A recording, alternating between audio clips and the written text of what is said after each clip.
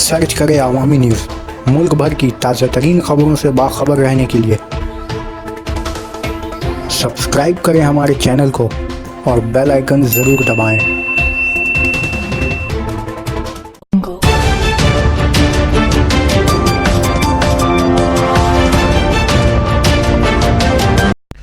3 तलाक बिल पर supreme court ने मोदी हुकूमत को नोटिस भेजा।